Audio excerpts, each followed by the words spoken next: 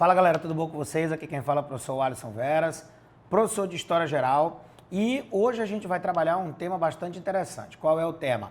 A Revolução Francesa, aquela que é considerada a maior revolução que nós tivemos na história. Obviamente que uma revolução bastante romantizada por tudo que a Revolução Francesa gera no planeta, e ao mesmo tempo a Revolução Francesa ela significa um marco. Qual é o marco?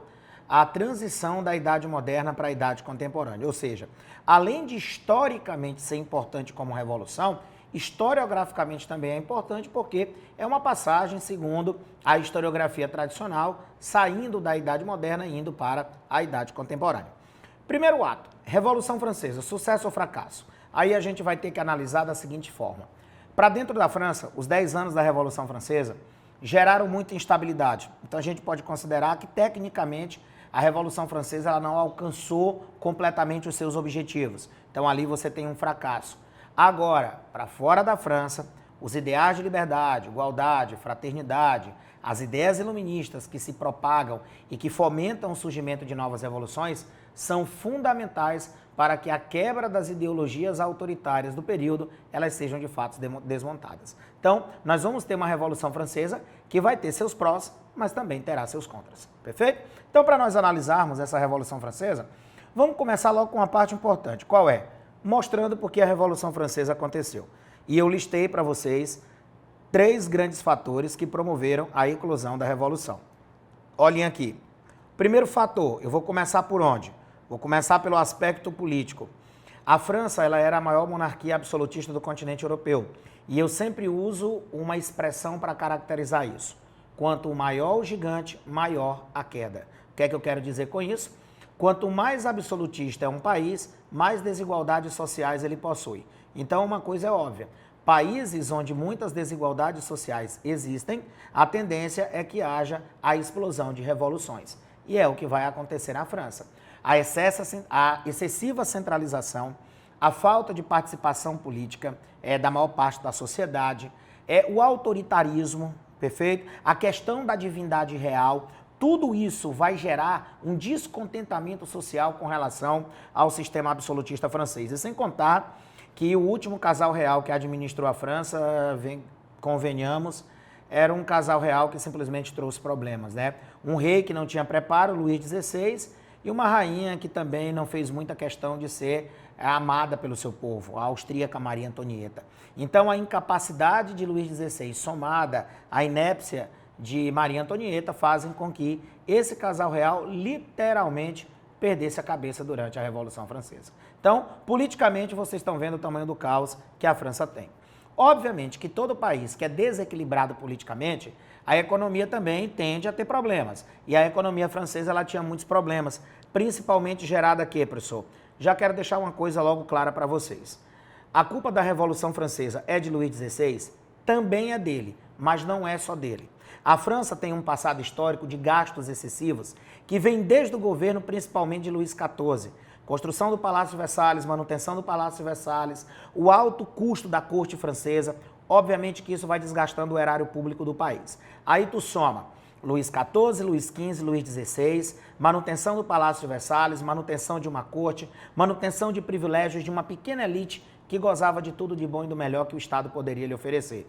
Enquanto a maior parte da sociedade, infelizmente a míngua, apenas pagava impostos para que esse luxuoso grupo pudesse simplesmente gozar de tudo que o Estado podia lhe oferecer. Outro detalhe, além dos gastos com a corte, também temos gastos com guerra. A França, por ser uma potência europeia, em praticamente todas as guerras da Idade Moderna ela esteve presente. Então, você soma gastos com corte, gastos com guerra, você vai ter um desequilíbrio fiscal muito grande. E parece que até as forças da natureza conspiraram para que a Revolução acontecesse. Por quê, professor? Às vésperas da Revolução Francesa, nós tivemos problemas climáticos no país e esses problemas climáticos provocaram uma crise de produção. E toda vez que tu tem crise de produção, você tem uma redução da safra. Isso provoca um aumento do preço do alimento e o aumento do preço do alimento gera a expansão da inflação.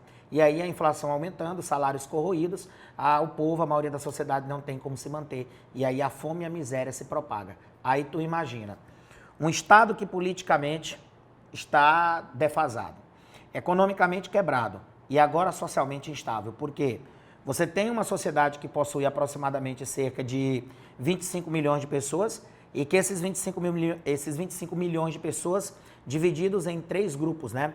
Primeiro estado, representado pelo clero, segundo estado pela nobreza e o terceiro estado por burguesia, camponeses, sans-culottes, ou seja, um terceiro estado bem heterogêneo. Esse grupo aqui, galera, que forma o primeiro e segundo estado, dos 25 milhões, eles formavam aproximadamente cerca de quanto? 500 mil. E que esses 500 mil eram um grupo de abnegados, que possuíam privilégios totais do Estado. Já o terceiro grupo aqui, formado por burguesias, camponeses e sans-culottes, são representados por 24,5 milhões, certo? E que esses 24,5 milhões formam esse grupo aqui, ó, um grupo de não privilegiados que apenas existe dentro da França para pagar imposto e que não tem direito nenhum. Uma hora a conta vai chegar, você pode ter absoluta certeza. Então estão aqui os 3 graves problemas, as 3 graves doenças que acometiam a França nesse período. Mas, professor, me diga uma coisa, os problemas acontecem, por mais que o rei Luís XVI fosse um incapaz, ele não percebia que a França estava passando por problema, percebeu? Não é à toa que quando ele percebeu que a França estava com problema, o que foi que ele fez? Ele convocou os seus conselheiros, né, todo rei que se preze tem um grupo de conselheiros que estão ali, como o nome está dizendo, para aconselhar o rei, e aí ele chegou para o seu grupo de conselheiros e perguntou: meus conselheiros, o que eu devo fazer? Resposta dos conselheiros: aumente os impostos, só que com uma diferença. Dessa vez, ao invés do senhor cobrar apenas para o terceiro estado, cobre também de primeiro e segundo estado. Ou seja, o que era que o grupo de conselheiros queria? Acabar com os privilégios e isenções de primeiro e segundo estado, aumentar a arrecadação da França para reduzir o déficit fiscal do país. Resultado, moço, na hora que esse grupo de abnegados privilegiados soube que os conselheiros do rei deram uma ideia para que as isenções fiscais fossem retiradas, clero e nobreza se rebelaram, pressionaram o rei Luís XVI porque não aceitaram essa quebra de isenções. Resultado, o rei Luís XVI, pressionado por clero e nobreza, o que é que ele faz? Ele simplesmente não cobra impostos. Ele simplesmente se nega a cobrar imposto do clero e da nobreza pela pressão que pegou, mas obviamente quando ele se nega a cobrar imposto do clero e da nobreza, ele vai deixar descontente o terceiro estado. Por quê? Porque agora todo o peso de impostos vai cair sobre os ombros deles. Resultado, para tentar reduzir também a burguesia que estava batendo no rei demais, olha como a situação de Luís XVI também é complicada, né? A gente fica criticando, mas observamos como a situação dele é complicada. Por quê? Ele tem de um lado um clero e nobreza que o apoia, que o sustenta e que ele não pode tirar privilégio nenhum. E do outro lado você tem uma burguesia ao qual ele arrecada muito com essa burguesia. Os impostos, da maioria das vezes, vêm dessa burguesia e que ele também não deve satisfazer essa burguesia. Na hora que ele aumenta impostos e favorece o clero e a nobreza, ele vai deixar indignada a burguesia. Então, para tentar evitar um colapso e que haja uma rebelião burguesa, o que é que o rei ele fez? Ele não aumentou os impostos, manteve os privilégios por clero e nobreza, mas ao mesmo tempo, para satisfazer a burguesia, ele nomeou um ministro burguês, o ministro Jacques Necker. Jacques Necker, proveniente da burguesia, um iluminista, e que foi um pedido do grupo burguês francês para que as reformas de Necker pudessem resolver os problemas da França. E aí, para agradar gregos e troianos, ele tanto atendeu às exigências de clero e nobreza, não criando impostos para eles, como também colocou Jacques Necker como ministro da Fazenda da França. E aí, meninos, quando Necker foi colocado como ministro da Fazenda da França, o rei perguntou: e aí, Necker, o que é que nós iremos fazer? O Necker disse: a única solução para nós resolvermos esse problema é convocando o Conselho dos Estados Gerais para que essa Assembleia simplesmente possa promover debates e esses debates possam provocar a criação de leis para a gente tentar tirar o país da crise. E aí o rei Luís XVI convoca o Conselho dos Estados Gerais e esse Conselho dos Estados Gerais é o famoso tiro no pé. Por quê? No momento que o Conselho é convocado, o rei está mostrando que ele está precisando de ajuda. Então ele mostra que é fraco. Ao mesmo tempo, ele fez certo porque o Conselho dos Estados Gerais, que foi criado na Idade Média, era para ser convocado toda vez que a França passasse por problemas. Então, como a França está passando por problemas nesse momento, é interessante convocar o Conselho dos Estados Gerais. Então, observe que, Você tem um ponto negativo e tem um ponto positivo. O ponto positivo é perceber que o rei quer tentar resolver o problema, convocando o conselho, mas o ponto negativo, as pessoas começam a perceber que o rei Luís XVI não é tão genioso como se imaginava. Resultado, conselho convocado, você tem participação de quem? Aqui desse lado você tem os representantes do clero, representantes da nobreza, e aqui desse lado, aqui no fundo, o representante da burguesia. O rei está aqui o alto, né? O rei abre a solenidade e diz, bora, eu quero ideias para resolver a França, os problemas da França. E aí o clero joga uma ideia, a nobreza joga uma ideia, a burguesia joga uma ideia. E um detalhe, cada grupo participante desse Conselho dos Estados Gerais tem direito a um voto. Tecnicamente, como é que sairia sempre a votação?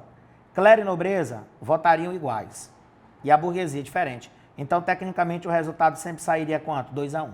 Então, como a burguesia sabia que pouco provavelmente ela aprovaria projetos dentro desse Conselho dos Estados Gerais, a burguesia ela fez algumas propostas para tentar alterar o sistema.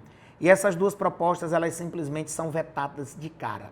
Como, por exemplo, a burguesia solicitou a alteração do sistema de votação de Estado para cabeça, né? Não funcionou. A cobrança de impostos para todos os grupos sociais, o que também não funciona. E o terceiro, que foi a limitação do poder real. Ou seja, todas as medidas, as propostas que foram colocadas na Assembleia pela burguesia, todas elas foram o quê? Todas elas foram reprovadas. Então, como essas medidas foram reprovadas, a burguesia usa isso para jogar para a galera. O que é que eu chamo de jogar para a galera? A burguesia chega para o povo e diz, olha, nós tentamos reformar o Estado. Eles não quiseram. Então, isso vai servir para quê? Para insuflar a sociedade e fazer com que esse povo simplesmente provoque convulsões sociais.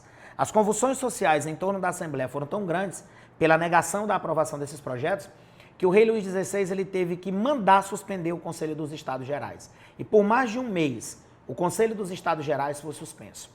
Quando o Conselho ele volta novamente para a sua formação, é convocado novamente os grupos para participarem dessa estrutura e no dia e na hora marcada, todos os grupos sociais estavam lá. E quando a burguesia chegou na sala de reuniões, o que é que ela percebeu? Que a sala estava fechada por dentro e que o rei e representantes do clero e da nobreza já estavam lá dentro. Ou seja, os burgueses perceberam que tinham sido preteridos do Conselho dos Estados Gerais. Qual é a justificativa? Vocês estão provocando convulsões sociais. Ou seja, Luís XVI culpou a burguesia por insuflar o povo e por isso eles estão fora do Conselho. Jovens, era tudo o que a burguesia queria. Por quê? A burguesia usa essa exclusão do Conselho dos Estados Gerais como uma forma de se unir e protestar contra o Estado. Então, tal que a burguesia não arrebentou a porta do Conselho. O que foi que a burguesia fez? Reuniu-se em uma sala vizinha, que é a sala da Pela, que era uma espécie de tênis que se jogava. E lá nessa sala da Pela, os franceses fizeram exatamente, a burguesia francesa fez exatamente um juramento, que é o juramento da Pela, onde, observem a imagem que tem bem aí, ó. Você tem uma figura central, como se estivesse fazendo um juramento e muitos outros fazendo o juramento olhando para ele. Então, o que é que eles estão jurando aqui? Que vão se reunir até resolver todos os problemas da França. Meus amigos, a criação dessa Assembleia Geral Constituinte, ela é um golpe fatal nas estruturas do Estado absolutista. Por quê? No momento que essa Assembleia Geral Constituinte ela é criada, metaforicamente, nesse momento, nós temos duas grandes assembleias, certo? A Assembleia Nacional Constituinte, ou Assembleia Geral Constituinte, que é a Assembleia da Burguesia, e a Assembleia dos Estados Gerais, que é a Assembleia do Clero e da Nobreza. Obviamente que aquela Assembleia que vai ser demonizada é a Assembleia do Clero e da Nobreza, em detrimento, obviamente, da Assembleia da Burguesia. Os ânimos vão se acirrando, isso é uma coisa óbvia, e por causa do acirramento dos ânimos, o rei Luís XVI dá, tecnicamente, um tiro no próprio pé. O que foi que ele fez? Para punir a burguesia definitivamente, ele demitiu o primeiro-ministro Necker. Na cabeça do rei, a burguesia não está sendo responsável por tudo. Então, se Necker é um representante da burguesia no governo, nós vamos simplesmente demitir o Necker. E aí o Necker é demitido, fazendo com que a burguesia se posicione ainda mais contra o rei. Detalhe, olha quem é que substituiu o Necker. Olha o título do cara. O Barão de Bretteville. Ou seja, tu está trocando um representante da burguesia pelo representante do clero e da nobreza. Não deu outra. A partir desse momento, a burguesia começa a insuflar a sociedade, a Guarda Nacional é criada, e no dia 14 de julho de 1789, a gente tem a grande queda da Bastilha, certo? A queda da Bastilha, que ela é um marco histórico fundamental, porque ela é o grande início da Revolução Francesa. A Bastilha, que era o símbolo do absolutismo, a grande prisão do Estado francês, mas ao mesmo tempo era o local onde se guardavam armas. E se você quer fazer uma revolução, armas e munição são necessárias. É por isso que a Bastilha teve que cair.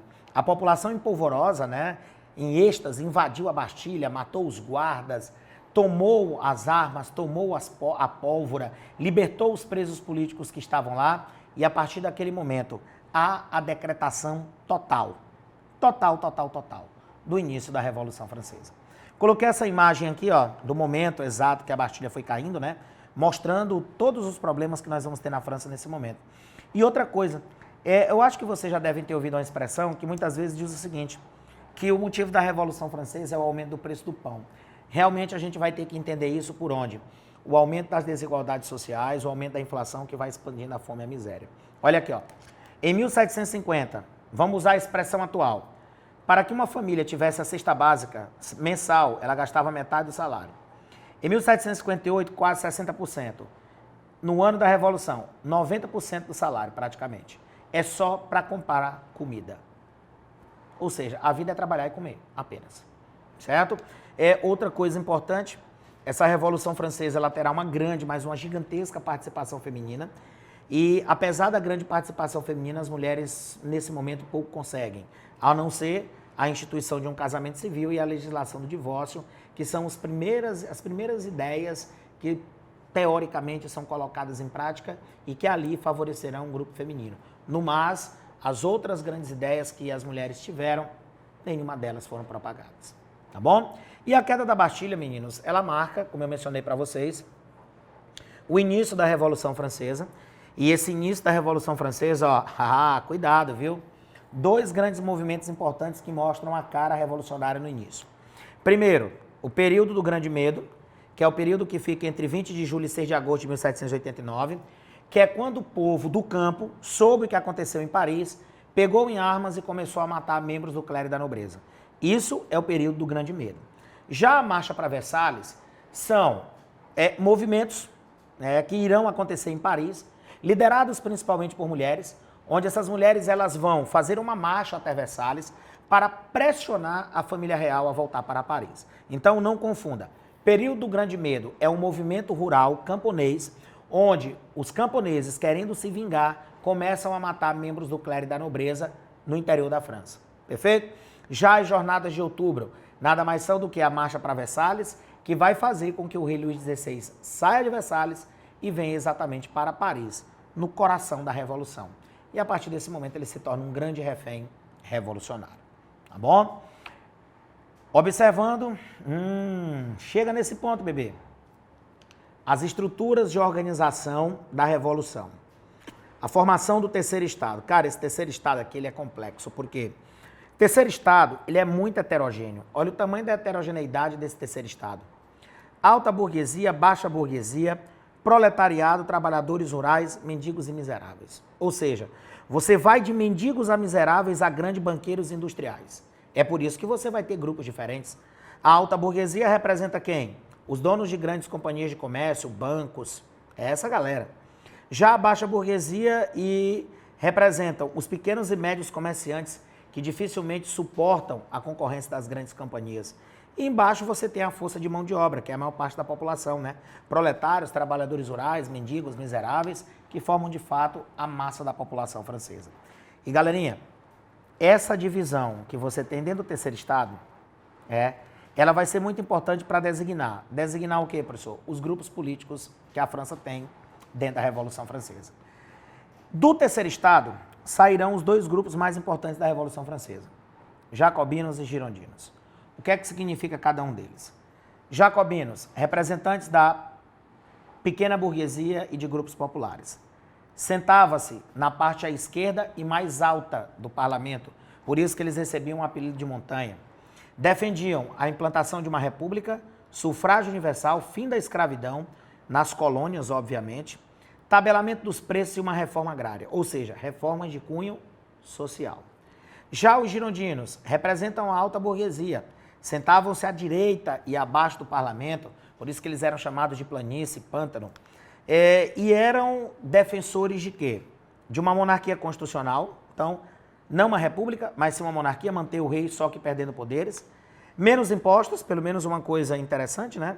Maior liberdade econômica, olha a ideia do liberalismo, voto censitário, aí vai dar problema, porque aí a gente vai tirar a maior parte da população, certo? Manutenção da escravidão nas colônias, porque tem muito burguês que enriquece com tráfico de escravos, então para ele é interessante manter esses escravos nas colônias, e algo que é bem burguês, a ideia da propriedade da terra, certo? Lembrando que jacobinos e girondinos são os dois grupos revolucionários mais importantes dentro da Assembleia. Fora dela, você vai ter uma galera chamada de sans-culottes, que é a grande massa de Paris, o povão de Paris, que na hora do pega para capar, de fato, irá apoiar quem? O grupo jacobino. Na hora exatamente da revolução explodir, né? Os jacobinos são empurrados por esses sans-culottes. A gente vai ver isso mais à frente, tá bom? Indo agora para as fases da Revolução Francesa, para que vocês entendam como a Revolução Francesa ela vai se dividir. Você vai pegar as fases da Revolução Francesa e você vai dividir em três. Assembleia Nacional, Convenção Nacional e o Diretório. Vamos ver aqui a primeira fase, a fase da Assembleia Nacional, que vai de 1789 até 1792, e é uma fase que tem duração de 3 anos e é um período de domínio girondino. Os 3 anos quem controlou a Assembleia foram girondinos.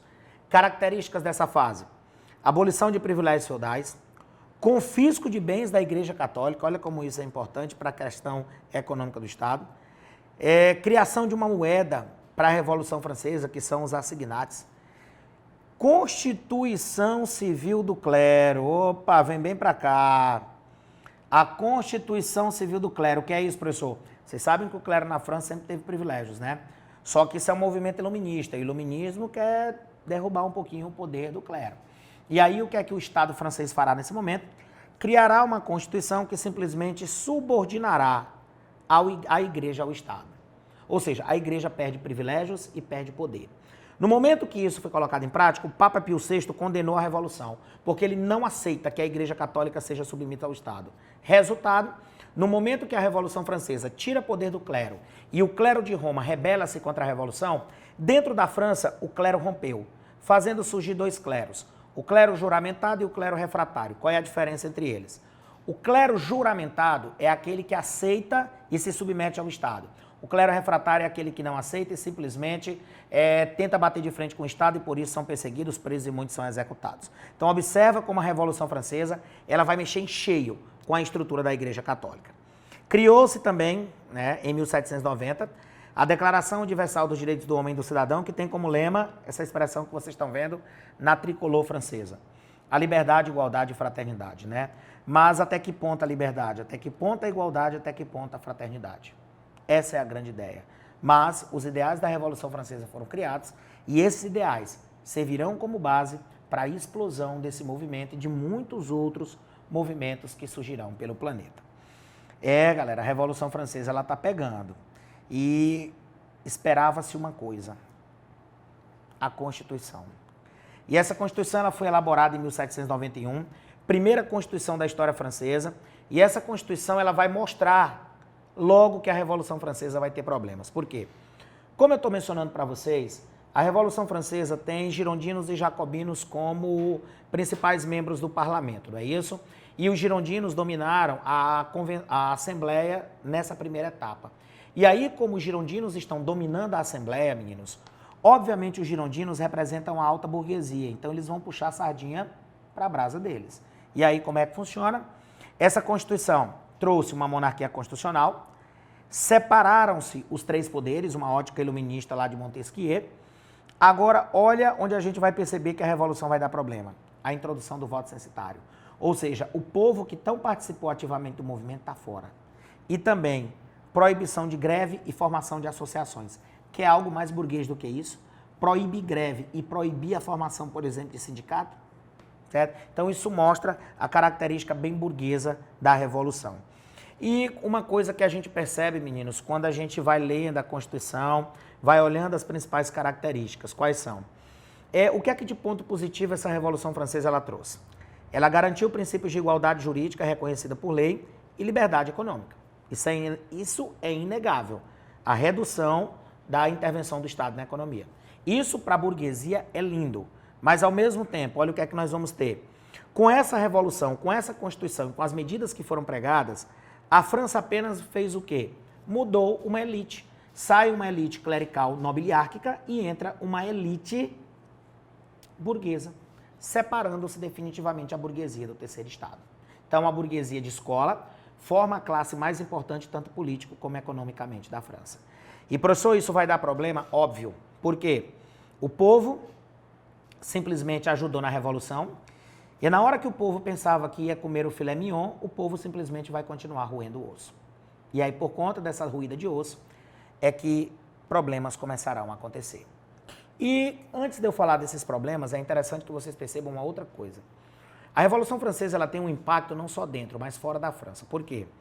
A Revolução Francesa ela derrubou a maior monarquia absolutista do continente europeu. Tu imagina o impacto disso nas outras?